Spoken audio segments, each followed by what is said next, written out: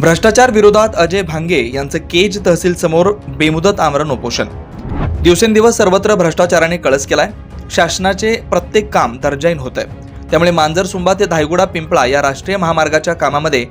भ्रष्टाचाराची विभागीय चौकशी तात्काळ करावी व या पूर्ण झालेल्या रस्त्यावर पडलेल्या भेगा व खराब झालेले रस्ते तात्काळ दुरुस्त करावेत यासह इतर मागण्यांबाबत केज तहसील कार्यालयासमोर माहिती अधिकारी कार्यकर्ता महासंघ बीडचे जिल्हाध्यक्ष तथा दैनिक वादळ वार्ता दैनिकाचे मुख्य संपादक अजय भांगे हे आजपासून बेमुदत आमरण उपोषणाला बसलेत। त्यांच्या या आंदोलनाला केज तालुक्यातील सर्व पत्रकार बांधवांनी जाहीर पाठिंबा दिलाय। मार्गाच्या कामामध्ये मोठ्या प्रमाणामध्ये अनियमितता झाली असून या ठिकाणी मांजरसुंबा ते धायगुडा पिंपळा जाणाऱ्या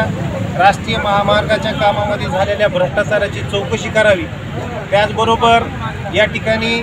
जे रस्त्यावरती झालेले अपघात आहे त्या अपघाताचा नेमका जिम्मेदार कोण,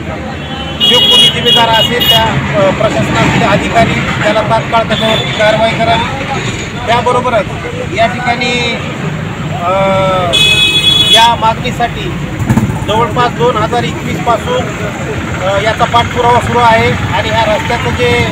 मजबूतीकरण आहे हे मजबूतीकरण पूर्णपणे चुकीच्या पद्धतीनं केल्यामुळं, त्याचबरोबर याच्यामध्ये मोठ्या प्रमाणात अनियमितता झाल्यामुळं या रस्त्यावरती आणखी भरपूर असं काम शिल्लक राहिलेलं आहे। त्यामुळं जागोजागी या रस्त्यावरती जे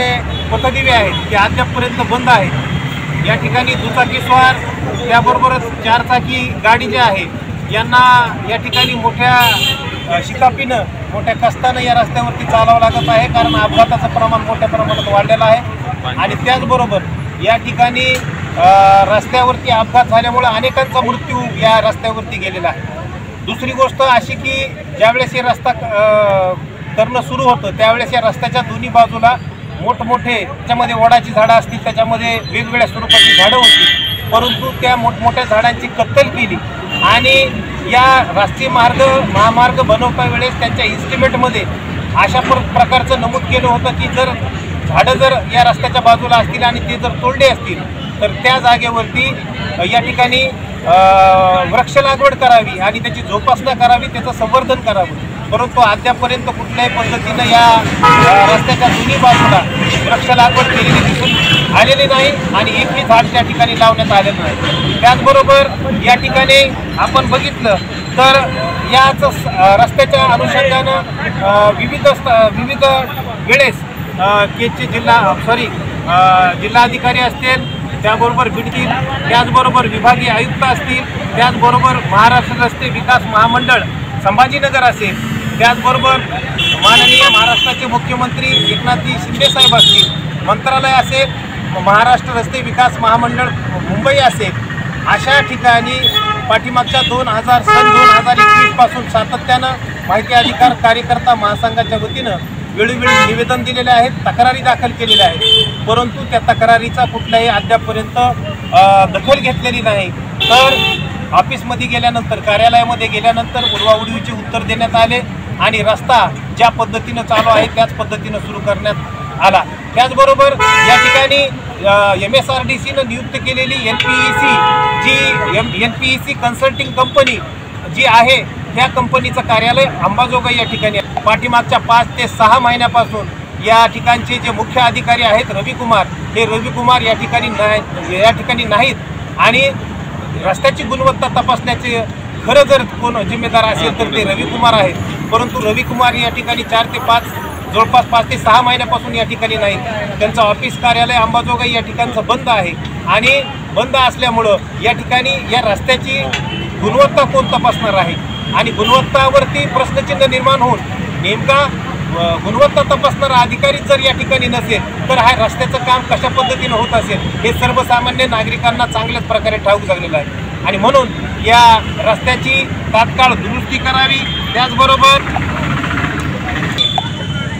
NPECचे मुख्य अधिकारी रविकुमार आहेत यांच्यावरती, तसेच HPM कंपनीचे जे गुत्तेदार आहेत देवळे यांच्यावरती कठोरातली कठोर कारवाई करावी, कारण त्यांच्या या चुकीच्या पद्धतीमुळे आणि रस्त्याची गुणवत्ता ढासळल्यामुळे या रस्त्यावरती मोठ्या प्रमाणात अपघात झालेले आहेत, म्हणून त्यांच्यावरती कठोरातली कठोर कारवाई करावी। त्याचबरोबर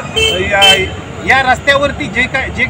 ज्यांचे अपघात झालेले आहेत, एकाला एक आणि दुसऱ्याला एक अशा पद्धतीचा न्याय या ठिकाणी देण्यात आलेला, जो की या ठिकाणी केरळच्या हायकोर्टाने चा एक निर्णय आहे आणि तो निर्णय म्हणजे रस्त्याच्या खड्ड्यामुळे जर अपघात झाल्यास त्यास जिल्हाधिकारी जबाबदार असेल किंवा त्या ठिकाणची तत्सम कंपनी जिम्मेदार असेल, अशा पद्धतीचं या ठिकाणी निर्णय असताना सुद्धा या ठिकाणी काही माणसाला या ठिकाणी जे अपघातग्रस्त आहेत त्यांना आतापर्यंत न्याय मिळालेला नाही, त्यांना कुठल्याही 1 रुपयाची त्यांना मदत या ठिकाणी झालेली नाही आणि म्हणून परंतु त्यांचा या रस्त्यामुळं या ठिकाणी दुर्दैवी निधन झालं, परंतु त्यांच्या परिवाराला कुटुंबास अद्यापर्यंत 1 रुपयाची मदत झालेली नाही। त्याचबरोबर या ठिकाणी अशा विविध समस्या घेऊन रस्त्याच्या संदर्भाने अशा विविध स्वरूपाच्या समस्या घेऊन आज मी या ठिकाणी केज तहसीलच्या कार्यालयासमोर बेमुदत आमरण उपोषणास या ठिकाणी बसलेलो आहे आणि शासनानं त्याचबरोबर शासनानं तात्काळ या